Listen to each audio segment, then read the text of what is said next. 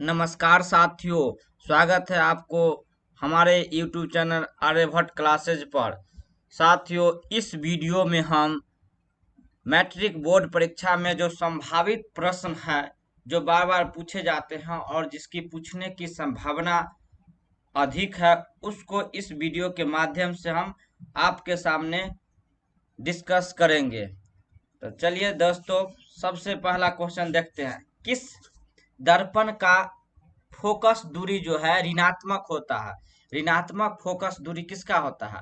तो देखिए, इसका जो है राइट आंसर हो जाएगा अवतल दर्पण। अवतल दर्पण हो जाएगा राइट आंसर इसका। नेक्स्ट क्वेश्चन देखिए, 2 नंबर में क्या कह रहा है? लेंस की फोकस दूरी और वक्रता त्रिज्या में क्या संबंध है? लेंस की फोकस दूरी और वक्रता त्रिज्या में क्या संबंध है? फोकस दूरी और वक्रता त्रिज्या में जो है वो संबंध होता है F बराबर R बटा 2। या लेंस पूछे या दर्पण पूछे, दोनों में होता है F बराबर R बटा 2। तो इसका राइट आंसर हो जाएगा बी नंबर। इसका क्या राइट आंसर हो जाएगा? बी। नेक्स्ट क्वेश्चन देखिए, निम्न में से किस माध्यम का अपवर्तनांक अधिक होता है? तो सबसे ज्यादा अपवर्तनांक इसमें दिया हुआ हमें हीरा का होता है। देखिए, हवा से भी ज्यादा होता है और मतलब इस सब में सबसे ज्यादा हीरा का ही होता है। हीरा का अपवर्तनांक आपको याद रखना चाहिए क्योंकि सबसे अधिक हीरा का होता है 2.242। ठीक ना, 2.42 होता है। याद रखिएगा हीरा का अपवर्तनांक। नेक्स्ट क्वेश्चन देखिए, सामान्य दृष्टि के लिए सुस्पष्ट दृष्टि की न्यूनतम दूरी अल्पतम मतलब वही न्यूनतम दूरी कितना हो जाएगा? तो सामान्य दृष्टि के लिए जो होता है निकट सुस्पष्ट दृष्टि होता है 25 सेंटीमीटर। कितना होता है? 25 सेंटीमीटर। देखिए, आपको धोखा देने के लिए यहाँ 25 मीटर भी ऑप्शन में दिया हुआ है। नेक्स्ट क्वेश्चन देखिए साथियों, 5 नंबर में क्या कहता है? जो श्वेत प्रकाश का कौन सा जो संघ वर्ण है, मतलब उसके साथ श्वेत प्रकाश में तो 7 रंग होता है, तो उसमें जो साथ में रंग है किसी प्रिज्म से गुजरने के बाद सबसे कम झुकती है? तो देखिए, जो जब किसी प्रिज्म से होकर श्वेत प्रकाश को गुजारा जाता है तो सबसे कम बैगनी किरण झुकती है। कौन किरण झुकती है? बैगनी। सबसे कम झुकती है लाल किरण और सबसे अधिक झुकती है बैगनी। अगर अधिक पूछता तो बैगनी होता, और यहाँ पूछ रहा है सबसे कम कौन झुकती है, तो लाल किरण। ठीक। नेक्स्ट क्वेश्चन देखिए, निकट दृष्टि दोष को किस लेंस के उपयोग द्वारा संशोधित किया जाता है? तो देखिए, निकट दृष्टि दोष को निवारण के लिए हम लोग अवतल लेंस का प्रयोग करते हैं। यही पूछता है दूर दृष्टि के दोष को निवारण के लिए, तो उसमें हो जाता है उत्तल। इसको तो हम ऐसे भी बता देते हैं, अवतल पहले अ लिखते हैं तो नजदीक में अ आता है, तो निकट दृष्टि में अवतल, दूर में उत्तल, क्योंकि दूर उत्तल उ बाद में आता है। इस तरह से आप याद रख सकते हैं। देखिए, नेक्स्ट क्वेश्चन है, विद्युत प्रतिरोधकता निर्भर करता है? विद्युत प्रतिरोधकता किस पे निर्भर करता है? चालक की लंबाई पर, चालक के अनुप्रस्थ काट क्षेत्रफल पर, चालक के पदार्थ की प्रकृति पर। तो देखिए, प्रतिरोधकता जो होता है वो पदार्थ का गुण होता है। अगर प्रतिरोध कहता तो ये तीनों आंसर हो जाता, मतलब इनमें से सभी हो जाता, लेकिन यहाँ चूंकि प्रतिरोधकता बोल रहा है, इसलिए इसका राइट आंसर हो जाएगा प्रतिरोधकता जो होता है वो चालक के पदार्थ की प्रकृति पर ही निर्भर करता है और एक ताप पर निर्भर करता है। तो यहाँ तो ताप दिया हुआ है नहीं, तो यहाँ पर आंसर हो जाएगा सी। नेक्स्ट क्वेश्चन देखिए, निम्नलिखित में से किस लेंस को अभिसारी लेंस कहते हैं? तो अभिसारी लेंस किसे कहा जाता है? तो वैसा लेंस जो अपने से पास होने वाले किरणों को एक जगह इकट्ठा कर दे, उसी को कहता है अभिसारी लेंस। तो वो काम उत्तल लेंस करता है। आप सारी लेंस किसको कहते हैं? अवतल, क्योंकि ये अपने पर पड़ने वाली किरण, अपने से गुजरने वाले किरणों को क्या करते हैं? फैला देती है। नेक्स्ट क्वेश्चन देखिए साथियों, प्रतिरोध का सूत्र क्या होता है? तो आप जानते हैं ओम के नियम से होता है V बराबर क्या होता है? I R. ओम के नियम है V बराबर आई आर। तो V बराबर जब आई आर है तो R बराबर क्या हो जाएगा? V बटा V बटा आई। तो देखिए कौन ऑप्शन में है V बटा आई, तो V बटा आई तो कोई ऑप्शन में ही नहीं है, तो इसका ऑप्शन हो जाएगा डी नंबर, इनमें से कोई नहीं। निम्न में से कौन सा कथन सत्य नहीं है, इसमें से कौन सा कथन सत्य नहीं है ये खोजना है, गलत कौन है। तो विद्युत जनित विद्युत चुंबकीय प्रेरण पर कार्य करता है, सही बात है। विद्युत मोटर विद्युत ऊर्जा को यांत्रिक ऊर्जा में बदलता है, सही बात है, क्योंकि नचाता है। विद्युत मोटर क्या करता है, एक नचाता है, जब नचाएगा तो उससे आपको ऊर्जा मिलेगा। देखिए चुंबकीय बल रेखा परस्पर नहीं काटती है, तो कभी नहीं काटता, यही बात भी सत्य है। अब हरे विद्युत रोधन वाला तार प्राय विद्युत विद्युन्मय तार होता है, यही आपका गलत है। फ्लेमिंग के वाम हस्त नियम में बायां हाथ का मध्यमा संकेत करता है, तो देखिए जब फ्लेमिंग के नियम लगता है तो उसमें जो मध्यमा मध्यमा जो उंगली है वो किसके ओर संकेत करता है, मतलब किसके क्या चीज बतलाता है, तो ये चालक में प्रवाह होने वाला विद्युत धारा को बताता है, विद्युत धारा के दिशा को बतलाता है। नेक्स्ट क्वेश्चन देखिए, चुंबक के भीतर चुंबकीय क्षेत्र रेखा की दिशा क्या होती है, तो देखिए चुंबक के भीतर जब पूछेगा क्वेश्चन चुंबक के भीतर, तो वो हो जाता है दक्षिण से उत्तर। अगर चुंबक के भीतर पूछा है तो दक्षिण से उत्तर, और वही पूछता चुंबक के बाहर तो हो जाता उत्तर से दक्षिण। तो इसमें तो भीतर पूछा है तो हो जाएगा दक्षिण से उत्तर। नेक्स्ट क्वेश्चन देखिए 13 नंबर, नाभिकीय ऊर्जा का स्रोत निम्न में से कौन है। नाभिकीय ऊर्जा का स्रोत आपसे पूछ रहा। नाभिकीय ऊर्जा, जब नाभिकीय संलयन होता है नाभिकीय, उसमें क्या है, ऊर्जा का मेन स्रोत जो है वो यूरेनियम है। नेक्स्ट क्वेश्चन देखिए, निम्न में से किस लेंस की फोकस दूरी धनात्मक होती है, तो फोकस दूरी जो होता है वो उत्तल लेंस का धनात्मक होता है, और अवतल लेंस का पूछता तो निगेटिव होता है, ऋणात्मक होता है। उत्तल देखिए याद करने का ये भी तरीका है, जो अवतल मतलब मतलब क्या होता है, घट जाना, उत्तल मतलब होता है उठ जाना, कोई चीज का बढ़ जाना उत्तल, घट जाना अवतल हो गया। इस तरह से आप जोड़ के याद रख सकते हैं। अब मतलब होता है घटता, घटे मतलब निगेटिव, तो अवतल लेंस के अगर पूछेगा क्या फोकस दूरी तो हो जाएगा ऋणात्मक, और उत्तल का यहाँ पूछा है तो धनात्मक। नेक्स्ट क्वेश्चन देखिए, किस लेंस का उपयोग कर दीर्घ दृष्टि को संशोधित किया जाता है, मतलब दीर्घ दृष्टि दोष के निवारण के लिए कौन सा दर्प लेंस का प्रयोग करते हैं, तो हो जाएगा उत्तल लेंस। अब देखिए नेक्स्ट क्वेश्चन, दाढ़ी बनाने के लिए कौन सा दर्पण प्रयुक्त होता है, तो दाढ़ी बनाने के लिए जो होता है ये होता है अवतल दर्पण का उपयोग। कौन सा दर्पण, अवतल दर्पण का प्रयोग किया जाता है दाढ़ी बनाने के लिए। नेक्स्ट क्वेश्चन देखिए, श्वेत प्रकाश वर्ण में किस रंग की किरण का विचलन सबसे अधिक होता है। अभी 5 नंबर क्वेश्चन एकदम उसी के जैसा यहाँ पर है, उसमें पूछा था सबसे कम विचलन, तो सबसे कम विचलन तो लाल आप उसमें आंसर दिए थे, यहाँ सबसे अधिक विचरण, तो सबसे अधिक विचरण जो होता है बैगनी किरण का होता है, क्योंकि बैगनी किरण का तरंग सबसे कम होती है। नेक्स्ट क्वेश्चन देखिए, समतल दर्पण की फोकस दूरी होती है, तो समतल दर्पण के फोकस दूरी तो अनंत होती है, अनंत। अब नेक्स्ट क्वेश्चन देखिए, अवतल दर्पण के सामने वस्तु को कहाँ रखा जाए ताकि प्रतिबिंब उल्टा वास्तविक और समान आकार का बने। तो देखिए अवतल दर्पण तो आप जानते हैं, अवतल दर्पण इस प्रकार से बनता है। अब कह रहा है कहाँ पर रखा जाए, किस पोजीशन पर रखा जाए ताकि वस्तु का प्रतिबिंब का आकार जो है वस्तु के बराबर बने, तो और उल्टा भी बने और वास्तविक बने। तो एक जगह है जहां पर वस्तु का बराबर प्रतिबिंब बनता है, वो है आपका वक्ता केंद्र। वक्ता केंद्र पर रखेंगे तो यहाँ पर वक्ता केंद्र मतलब सी पर, तो इसका राइट आंसर हो जाएगा वक्ता केंद्र पर, सी नंबर। नेक्स्ट क्वेश्चन देखिए, तारे के टिमटिमाने का कारण क्या है, ये पिछले वीडियो में भी आया था। तारे का टिमटिमाना जो है वायुमंडलीय अपवर्तन के कारण होता है। नेक्स्ट क्वेश्चन देखिए, मानव नेत्र के लिए दृष्टि का स्थायित्व होता है।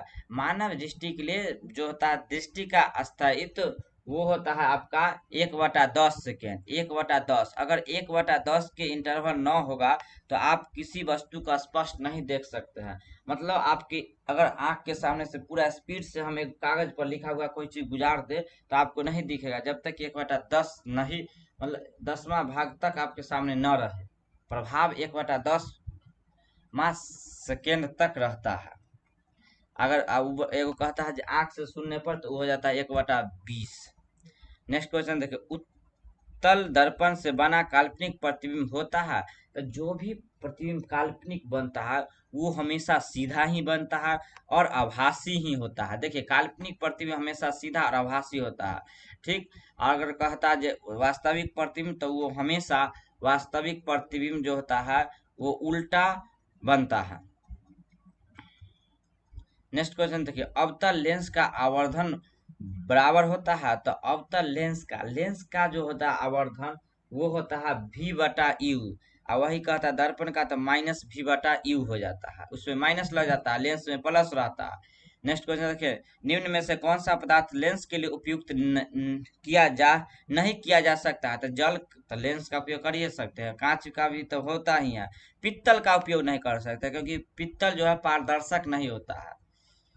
निम्नलिखित में कौन सा प्रकाश के अपवर्तन के नियम के लिए सही है, तो प्रकाश के अपवर्तन पूछे या प्रकाश के परावर्तन, दोनों का दो गो नियम है, तो इसका राइट आंसर हो जाएगा 2। नेक्स्ट क्वेश्चन देखिए, किसी वस्तु का प्रतिबिंब आंख के जिस भाग पर बनता है उसे क्या कहते हैं, उसको कहते हैं रेटिना। क्या कहते हैं, रेटिना। प्रतिबिंब रेटिना पर बनता है। हमारे घरों में जो विद्युत आपूर्ति की जाती है वो तो होता है प्रत्यावर्ती धारा। प्रत्यावर्ती धारा कहाँ, प्रत्यावर्ती धारा यह देखिए, तो 220 वोल्ट प्रत्यावर्ती धारा की 12 वोल्ट, तो यहाँ पर आंसर हो जाएगा आपका 220 वोल्ट प्रत्यावर्ती धारा AC। कली चूना का रासायनिक अनुसूत्र होता है, तो कली चूना का जो रासायनिक सूत्र होता है वो होता है आपका calcium oxide CaO। Next question देखिए, जल के विद्युत अपघटन में कैथोड पर कौन सा गैस मुक्त होता है, तो जल को जब विद्युत अपघटन किया जाता है तब कैथोड पर जो है ऑक्सीजन मुक्त होता है। क्या चीज मुक्त होता है, ऑक्सीजन। याद रखिएगा, ये सब VVI क्वेश्चन है।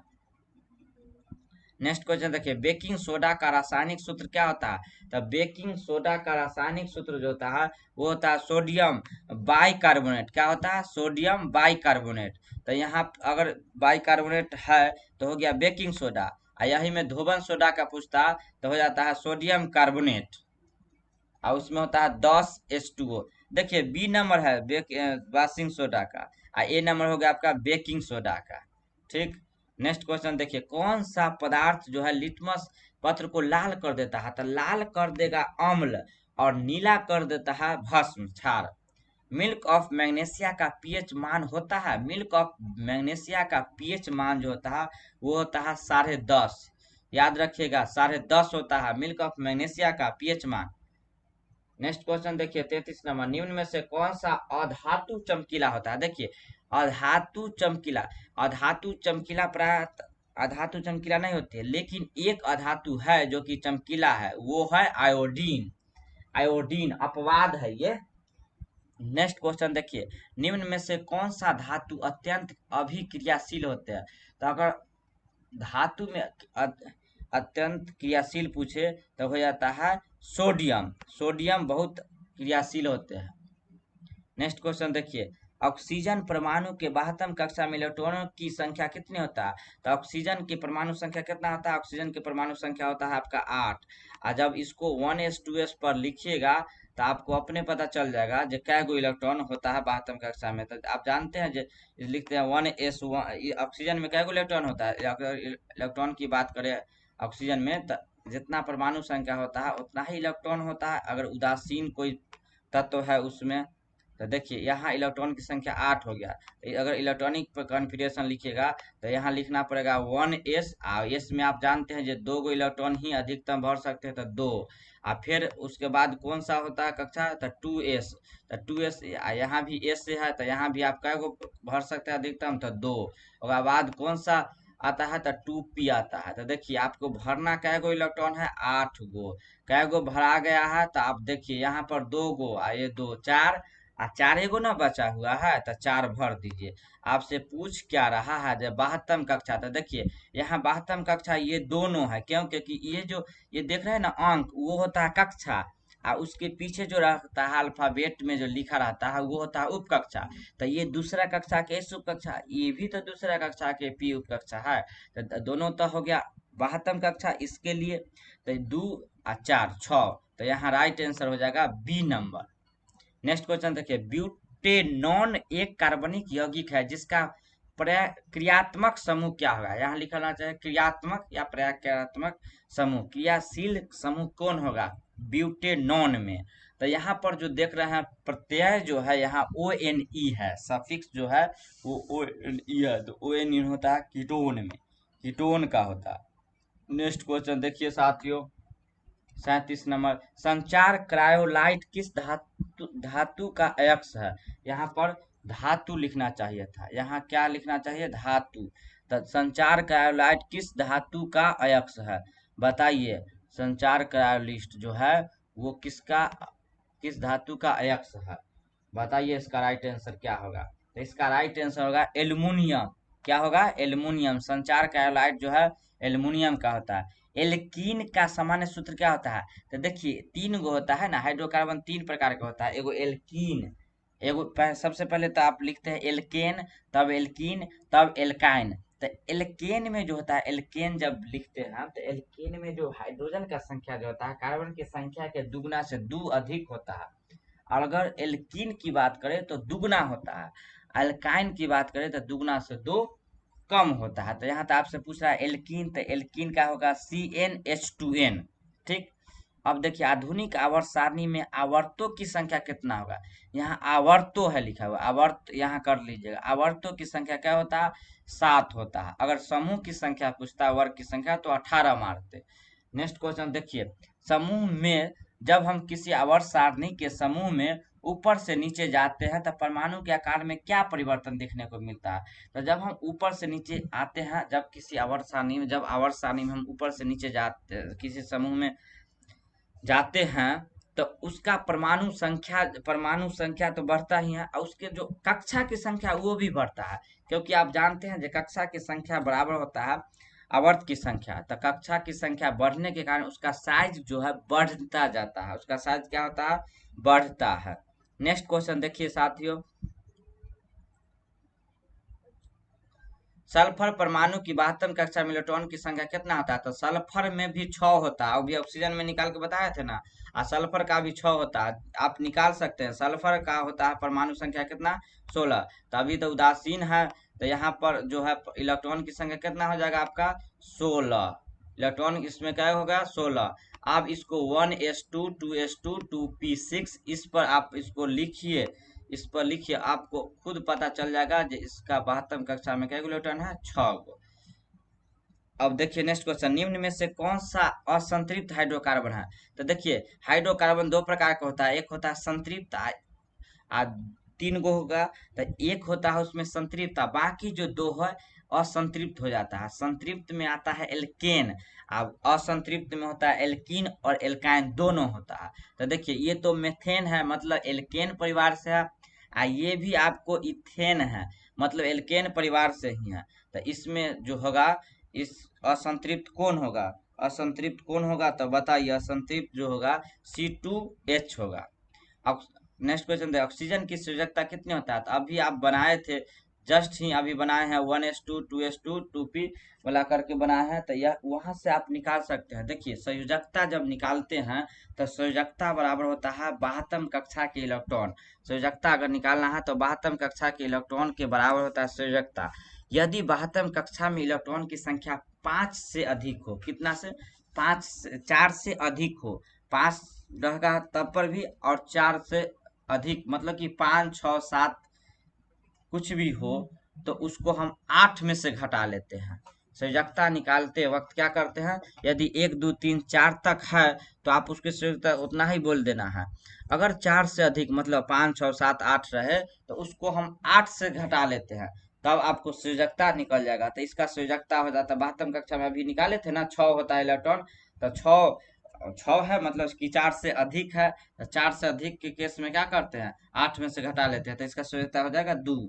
अम्लीय वर्षा के जल का पीएच मान होता है कितना, होता है कितना होना चाहिए। तो देखिए अम्लीय वर्षा के जल का पीएच मान जो होता है वो होता है आपका 5.6 से कम, 5.6 से कम, ऑप्शन नंबर बी।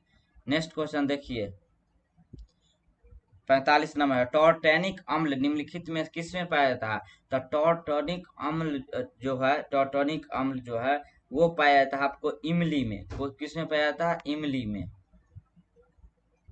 ऐसे तत्व जो इलेक्ट्रॉन को त्याग कर धनात्मक आयन बनाते हैं कहे जाते हैं।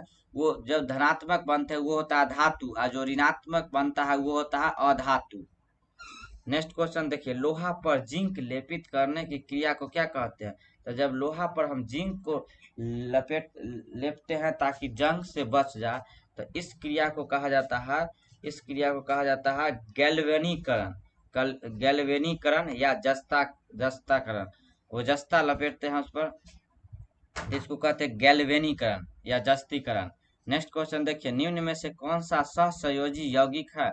तो सहसंयोजिक यौगिक जो बनता है वो बनता है अधातु के मिलने से। अगर अधातु को अधातु से मिलता है तो उस समय होता है निर्माण सहसंयोजक बंधन का। और जब एक धातु हो और एक अधातु हो तो उसमें बनता है आयनिक यौगिक। तो यहाँ तो अधातु अधातु किस में है? तो देखिए, सोडियम तो हो गया आपका धातु, आई हो गया अधातु, तो ये में बन गया, ये में आयनिक हो गया, ये में भी आयनिक है क्योंकि ये कैल्शियम आपका धातु है। यहाँ पर देखिए, ये जो है मेथेन, ये है सहसंयोजक। क्यों? क्योंकि मेथेन में जो है कार्बन वो भी अधातु है और हाइड्रोजन भी अधातु है। और नेक्स्ट में देखिए, ये भी तो धातु है, तो ये हो गया आयनिक, मतलब ये तीनों में आयनिक हो गया। जबकि तीसरा नंबर जो देख रहे हैं मेथेन, वो है सहसंयोजक यौगिक। नेक्स्ट क्वेश्चन देखिए, आभूषण बनाने वाले सोना होता है। तो अगर शुद्ध सोना की बात करें तो शुद्ध सोना होता है 24 कैरेट के। लेकिन कभी भी आभूषण बनाया जाता है वो शुद्ध सोना नहीं रहता है, क्योंकि शुद्ध सोना बहुत ही नरम होता है। उसको कड़ा बनाने के लिए उसमें कॉपर की मात्रा मिलाया जाता है। तो जो आभूषण बनता है वो होता है आपका 22 कैरेट का ही होता है। नेक्स्ट क्वेश्चन देखिए, निम्न में से कौन सा उत्कृष्ट तत्व है? तो उत्कृष्ट तत्व पूछ रहा है, मतलब अक्रिय गैस पूछ रहा है। तो अक्रिय गैस आप जानते हैं 6 गो होता है। एक होता है हीलियम, एक होता है हीलियम, उसके बाद हीलियम के बाद होता है नियॉन, नियॉन, हीलियम के बाद नियॉन, उसके बाद आप याद रखिएगा आर्गन, आर्गन AR, जिसका संकेत होता है AR, आर्गन का संकेत होगा AR। उसके बाद होता है क्रिप्टन, क्रिप्टन KR। उसके बाद देखिए जेनॉन XE, जेनॉन का संकेत होता है XE। उसके बाद रेडॉन RN। तो ये 6 गो है, ये अक्रिय गैस, याद रखिएगा।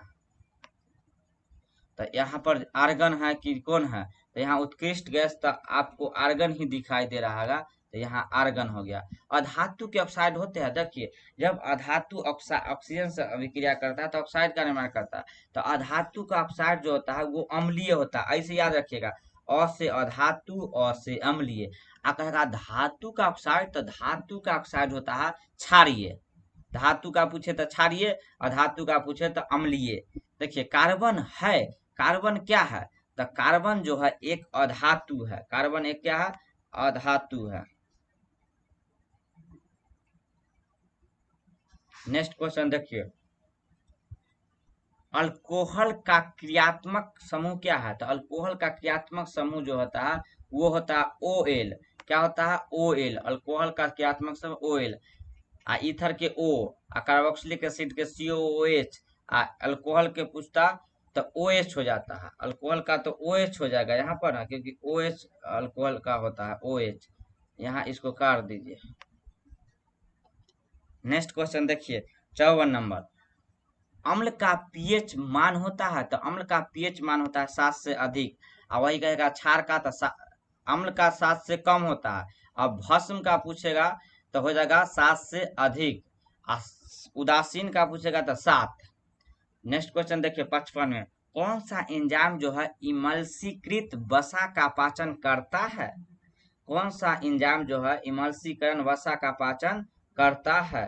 तो इसका राइट आंसर हो जाएगा लाइपेज। क्या हो जाएगा? लाइपेज। नेक्स्ट क्वेश्चन देखिए, सामान्य प्रकुंचन रक्त दाब होता है। तो सामान्य प्रकुंचन रक्त दाब हो जाता है 120 mm, 120 mm। नेक्स्ट क्वेश्चन देखिए, पत्तियों में प्रकाश संश्लेषण द्वारा बना भोजन पादप के अन्य भागों में किसके द्वारा भेजा जाता है? तो अगर भोजन कह रहा है भोजन, तो भोजन भेजता है फ्लोएम के द्वारा। कहता है जल, तो जाइलम के द्वारा। नेक्स्ट क्वेश्चन, उस पौधा का नाम बताया जो कलम द्वारा कायिक प्रवर्धन को प्रदर्शित करता है। तो वैसा पौधा बताना है जिसको कलम मतलब काट करके आप उसको रोप सकते हैं। तो ये गुलाब में पाया जाता है। गुलाब के अगर डंठा आप तोड़ के रोप दीजिएगा तो हो जाता है। काला जार बीमारी किस रोग जनक के कारण होता है? तो काला जार जो है वो लेशमानिया के कारण होता है, लेशमेनिया। चलिए नेक्स्ट क्वेश्चन, निम्न में से कौन सा द्विलिंगी पुष्प है? वैसा पुष्प जिसमें दोनों लिंग है। तो ये होता है आपका गुलाब के पुष्प में, गुलाब के फूल में। नेक्स्ट क्वेश्चन देखिए, मानव में ग्राण ग्राही स्थित होता है। तो ग्राण ग्राही जो होता है वो कहाँ स्थित होता है? मानव में। तो मानव में ग्राण ग्राही जो होता है वो स्थित होता है आपका किसमें? बताइए। नाक में होता है। किसमें? नाक में। नेक्स्ट क्वेश्चन देखिए, हमारे शरीर की सभी ऐच्छिक क्रिया नियंत्रित होती है। तो हमारे शरीर के सभी ऐच्छिक क्रिया मतलब हम अपनी इच्छा से जो क्रिया करते हैं वो होता है अनुमस्तिष्क द्वारा नियंत्रित होता है। किसके द्वारा? अनुमस्तिष्क द्वारा। कहता है ऐच्छिक, तो वो हो जाता है मेडुला द्वारा। नेक्स्ट क्वेश्चन देखिए, जंतुओं में वृद्धि हार्मोन स्रावित होता है। तो जंतुओं में जो वृद्धि हार्मोन होता है वो पीयूष ग्रंथि से स्रावित होता है। पीयूष ग्रंथि से ही स्रावित होता है वृद्धि हार्मोन। इसी को कहते हैं मास्टर ग्रंथि। नेक्स्ट क्वेश्चन देखिए, अनुवांशिकता का सिद्धांत किसने प्रतिपादित किया था? अनुवांशिकता का सिद्धांत जो है वो मेंडल द्वारा प्रतिपादित किया है। नेक्स्ट क्वेश्चन देखिए, फूल का कौन सा भाग फल में बदलता है? तो फूल का जो होता है वो अंडाशय भाग जो है वो फल में बदलता है। निम्न में से कौन जैव निम्नीकरणीय कचरा है, मतलब जिसका अपघटन हो सकता है? तो ये होता है टिश्यू पेपर। बाकी जो देख रहे हैं प्लास्टिक, वो जो होता है वो धरती के अंदर रखिएगा तो वो सड़ता नहीं है। थर्मोकोल भी वही है, पॉलीथीन भी वही है, लेकिन टिश्यू पेपर जो जब रखिएगा तो वो सड़ जाएगा। चलिए नेक्स्ट क्वेश्चन देखिए, आहार तथा पाइन किस राज्य की जल संग्रहण व्यवस्था है? तो आहार तथा पाइन जो है वो है आपका बिहार राज्य की। नेक्स्ट क्वेश्चन देखिए, प्राकृतिक संसाधनों का प्रबंधन के लिए सबसे उपयुक्त विकल्प निम्न में से कौन है? तो ये है आपका पुनः चक्रण। कौन है? पुनः चक्रण। नेक्स्ट क्वेश्चन देखिए, निम्नांकित में कौन सा मलेरिया परजीवी है? तो मलेरिया परजीवी पूछ रहा है आपसे। तो मलेरिया परजीवी जो है वो प्लाज्मोडियम है। प्लाज्मोडियम जो है वो मलेरिया परजीवी है। निम्न में से उत्तम ऊर्जा स्रोत कौन सा है? तो उत्तम ऊर्जा स्रोत है बायोमास। कौन है? बायोमास। नेक्स्ट क्वेश्चन, मानव हृदय में कोष्ठकों की संख्या कितनी होता है? तो मानव हृदय में पूछा है, तो मानव हृदय में 4 होता है। पिछले वीडियो में था मछली में, उसमें 2 होता है।